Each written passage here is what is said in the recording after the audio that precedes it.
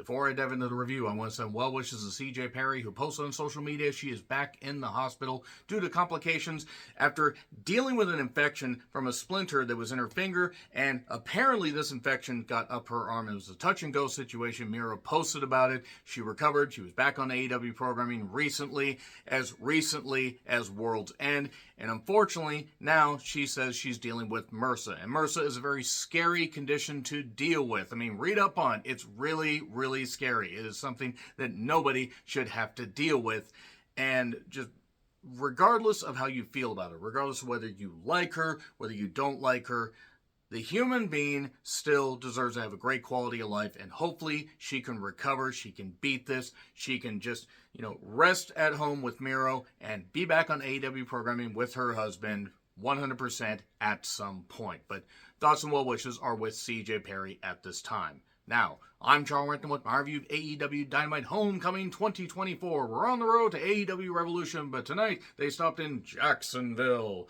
Daly's Place. They're home during the pandemic, and you know what? It was kind of refreshing to be back in Daly's Place. It kind of almost felt cozy and like home, and then the show started. Look, there are a few things I didn't mind on this show, but as far as Dynamites go, this was not a very, very good episode. It was all built around Sting's final time in Daly's Place.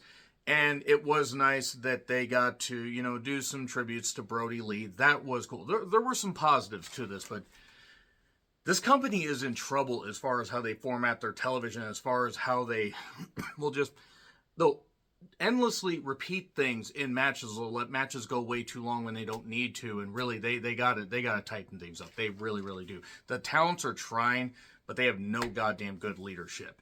So, I forget what the exact capacity is of Daly's Place. I think it's around 5,000, maybe 5,500 people. They didn't have that. Now, the crowd was fairly loud, at least during a couple points. And, an amphitheater, good atmosphere. It's nice and cozy. The camera work was a bit wonky. I don't know. It's a bit confusing. I mean, I know it's a tight space, but still. Hangman versus Claudio. Hangman jumpstarts, and look, Hangman is bound and determined to get back on the winning track.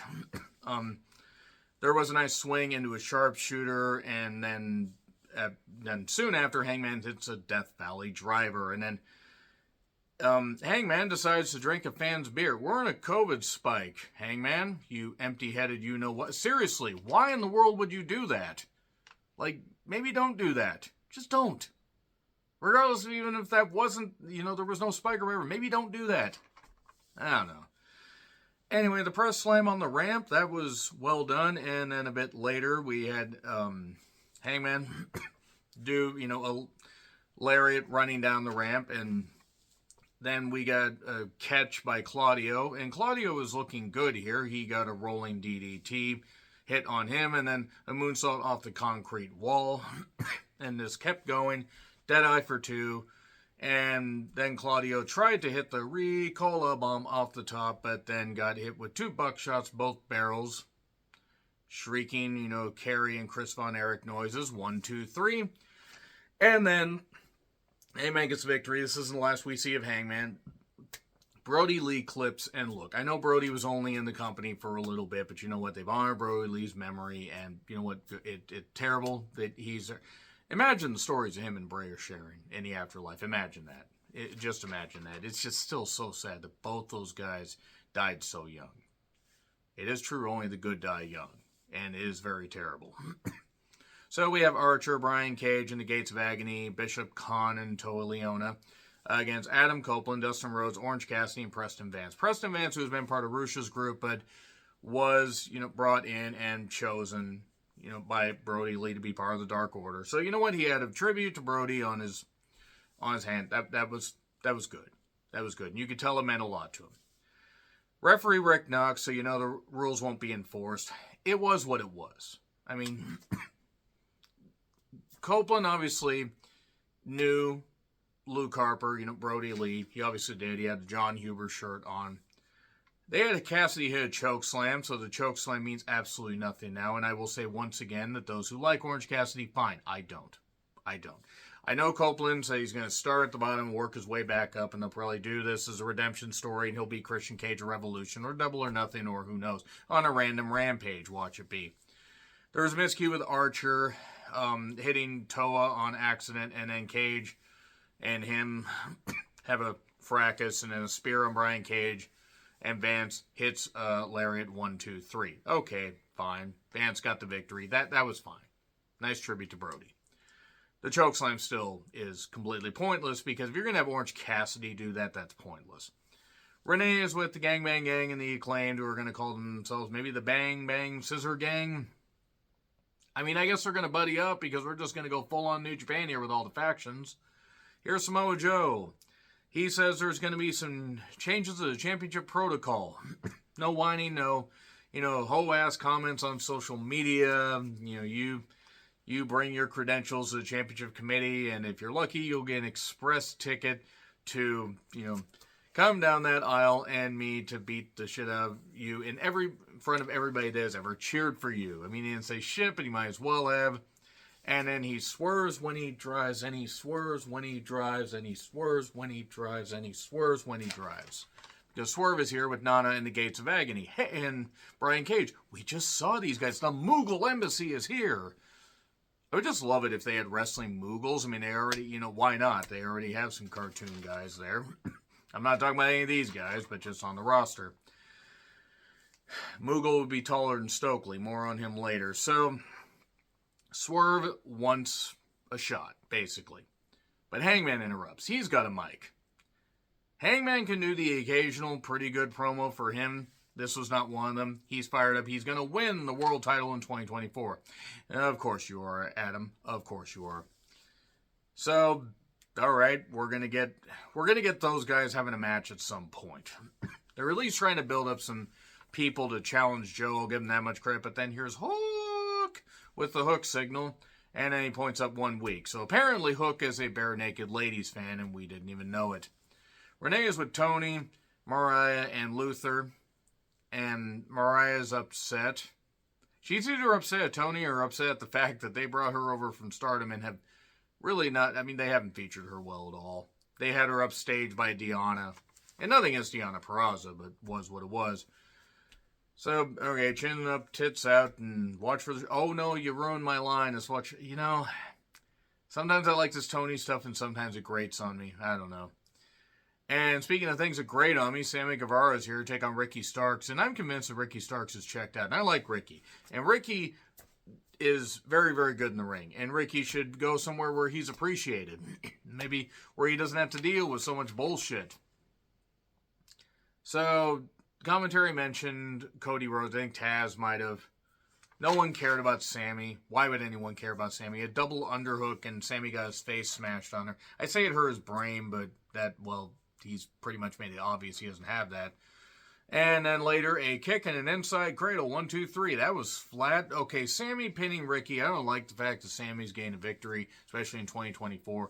But they're building up the tag title match that they're going to have at Battle of the Belts 9, I guess.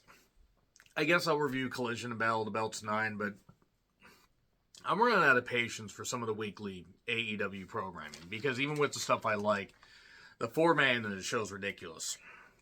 So Bog Bill decides to attack, and then Jericho comes out, and they keep playing the music to either hide the booze, or they might want to hide the booze from Chris Jericho, because then maybe he might actually get back in the gym, and maybe not allegedly try to, force himself on anybody. Allegedly, I say again. I don't know what actually did or didn't happen. I don't know if Kylie Ray had anything to do with it. I don't know if Jericho actually did do stuff or not with her or anybody. All I know is that the guy has a wife who was at the January 6th insurrection attempt. So I wouldn't be surprised if Jericho felt that. Look at the person that he donated money to. What do you want from me? When the facts are right in front of me, I have to point them out. So, yeah. Now the women make their entrance. Or entrances. Willow makes her entrance. Big old clap right here. Statlander's happy. Anna Jay comes out. She was number 99 in the Dark Order. And tribute to Brody. Thunder Rosa. I am so happy to see Thunder Rosa back on my television. Yes, the shirt. But I'm also just happy to see Thunder Rosa back on my television because Thunder Rosa is an incredible wrestler.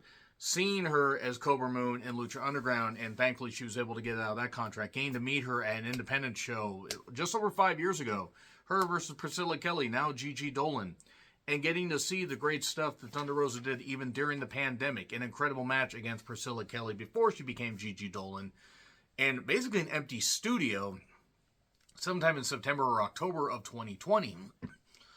One of my favorite matches of the year. Great matches with Britt Baker. One of my favorite matches of 2021 took place, I believe it was that Lights Out match, I think, if I recall correctly. And Thunder Rosa thankfully is back after rehabbing her back injury and whatever other injury she had, and she came back on Collision to team up with Abaddon. I'm sorry. I can't help but hear that. And I love Thunder Rosa. What a fucking talent. And she got featured here. You know, and maybe commentary did mention one funny thing though about Preston Vance and AJ being included on the face side. That maybe Tony Khan's trying to turn them back to the light. So Tony Khan now is going to say, I don't like how these people are being booked. I'm going to put them over here. And that's a stupid way of saying it. That's really dumb. Thanks, guys.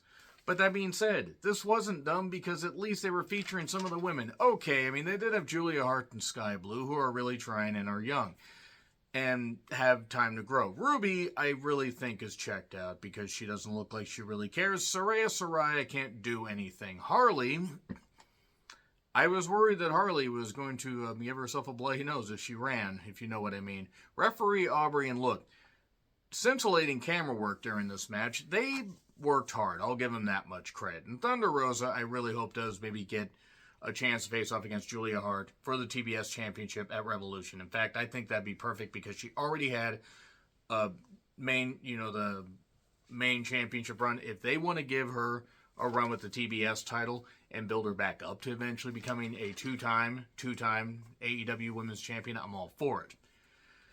So, I have sorely missed Thunder Rosa in the ring, as I point out. Saraya can't do shit. Willow hit her neck when Harley pulled her off the ropes while the referee was distracted. There was one point where Julia pursed up Anna's face like this. I've seen movies start that way. And the Queen Slayer got the victory. Okay. I mean, Sky tapped out. Anna gained the victory. Preston gained the victory. Nice tribute to Brody Lee. That was fine. I did read the Rampage spoilers, and apparently Brody's son was on there. I mean, I'm not going to watch Rampage, but you know what? Tribute to his dad, I can't fault it here. So, then Wheeler Yuta got a pre-tape. As if his live promo recently wasn't bad enough. And then Roderick Strong with the Undisputed Kingdom. There's disputation about this kingdom. Yeah, I can dispute a lot about this kingdom, like the fact... I'll get to it in a minute. They took on Brian Keith, or Strong took on Brian Keith. It was what it was. I still want to see Brian Keith against somebody I care about. He can work, and I like Roddy as far as his work and everything, but I'll explain this in a minute. The End Her Tarde gets the victory, and then Cole gets on the mic and is sitting in a chair. And talks about, we're going to take over all this and everything, and okay, I understood when they did it last week, and they were trying to set this thing up. I gotta be honest, the more I think about this, Wardlow has been presented pretty much like an idiot since beating MJF. He did goofy stuff, won the TNT title, lost the TNT title, disappeared for a while, came back, disappeared. They didn't know what the fuck to do with him. Oh, let's put him in another group. That's a great way to solve it. No, that's not a great way to solve this thing.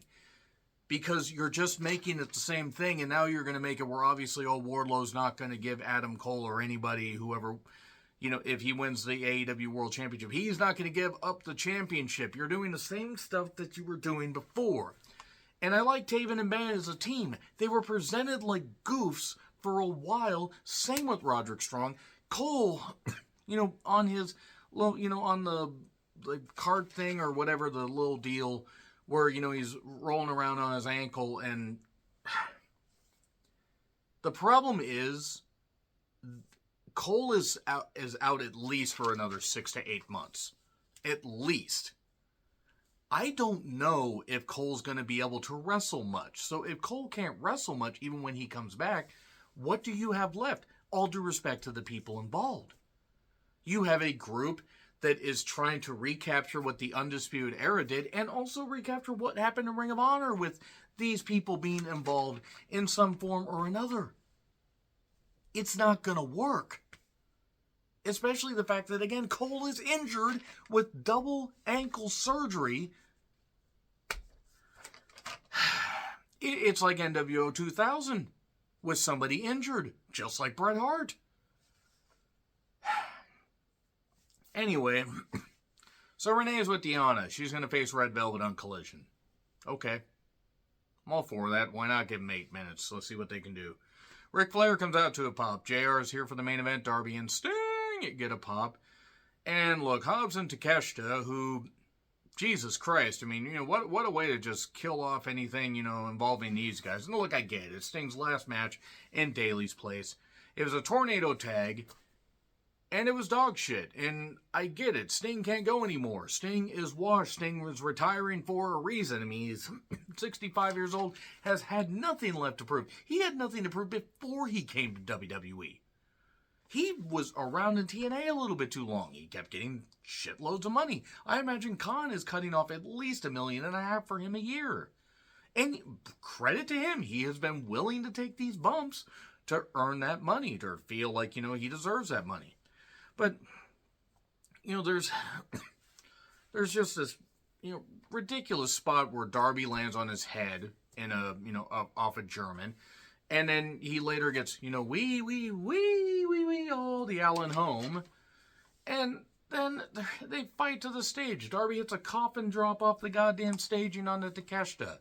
And then Hobbs and Sting go over to the spot where tables were set up earlier, where there's all these, cool graphics on there. These eyes, the eyes of, Daly's place. The eyes of Tony Khan. Believe me, the eyes of Laura Mars blinked once in a while. Tony Khan's never do. So anyway, there's a Scorpion Death Drop where they only go through one table. I imagine Sting probably really hurt himself there. I mean, he wasn't moving all that well. He's probably like to Darby afterwards, I'm fucked.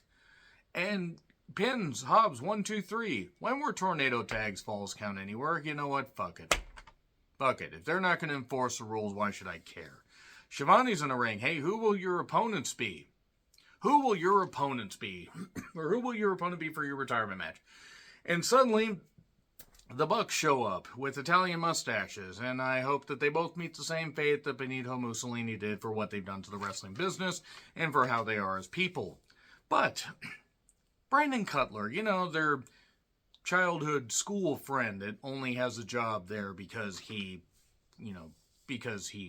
went to school with them. I mean, he doesn't have actually any talent to ever do anything positive in wrestling. He said reports are coming in. Backstage morale has increased tremendously following the Young Bucks' return.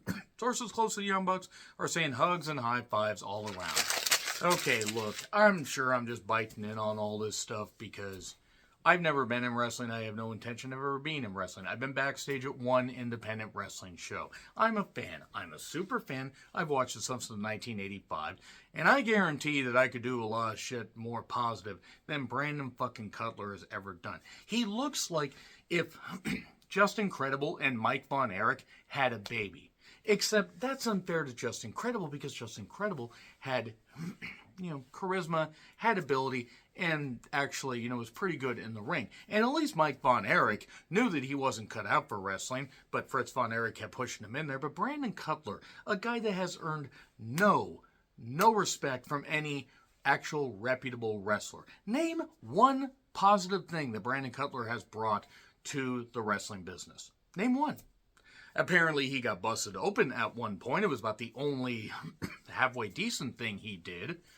And other than that, he just I would say he holds the Bucks' balls, but that's unfair because the Bucks don't have balls. They've proved that with the Brawl Out deal and the fact that they wanted to run the biggest star in their company off. And hey, look, now Brandon Cutler wants to take shots at Punk and he took shots at JR when JR made a comment about them clustering like quails and everything. And Brandon Cutler decided to take a shot at pretty much, or at least arguably, one of the Mount Rushmore of commentators for professional wrestling, a guy who at his worst could still do things that Brandon Cutler couldn't even do on his goddamn best day. But Brandon Cutler, a man that has been getting paychecks from Tony Khan for multiple years. And for what? And for what? He should be working a 9-to-5 job. And there's nothing wrong with working a 9-to-5 job. I work a 9-to-5 job. Many people watching this channel work a 9-to-5 job. But what has Brandon Cutler done to deserve to be in a professional wrestling company, especially one that is funded by the son of a billionaire? He is proof that Tony Khan will just keep throwing money at people because he's got to keep people happy. Are the Bucks going to move the needle? No. I mean, they might move the needle downwards because the Bucks don't mean anything in 2024, but that's okay. Brandon Cutler can be there to hold the goddamn camera for their Being Elite show or Being the Elite or whatever the fuck it is. He can do all that stuff. And then he better hope that he saves his money. He better hope that the Bucks can keep getting him paychecks, because the instant the Bucks mean nothing, the instant, if hopefully AEW sticks around for years and years and years and years and years, long after I'm goddamn gone. But if there happens to come a time where they end up with the same fate as WCW, then Brandon Cutler better hope, because otherwise he's going to be doing a 9-to-5 job, which there's nothing wrong with, because everybody's got to earn a living. But maybe he's going to realize what it is to actually earn a living and not just get handed a bunch of money that he never fucking deserved for a job that he isn't capable of doing. David Flair, Eric Watts, David Sammartino, George Goulas. So many people, so many examples of nepotism. So many examples of nepotism. Greg Gagne. But at least that's by blood. That's not schoolmates. This is a prime example of the Bucks pretty much just bilking Tony Khan for a bunch of money.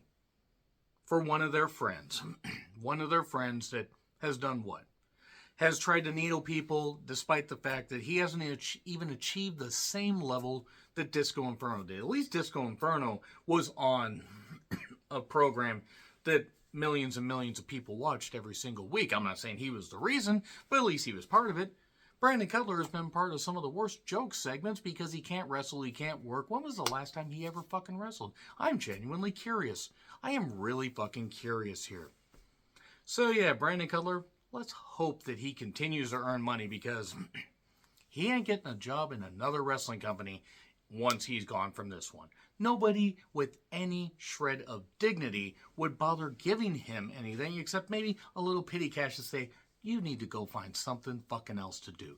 I'm willing to admit that I'm just a wrestling fan. That's all I'll ever fucking be. And I have no problem with that. I'm not good enough to get into professional wrestling because I'm not athletic. I've never done any of that stuff. I couldn't do that. I don't have the pain tolerance.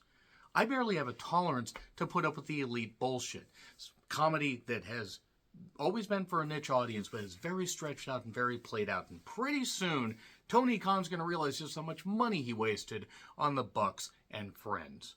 So anyway, that's all I got to say. Agree, disagree, what I said, like, share, subscribe, Twitter handle in the description. I'm John Ritlin. I'll see you soon.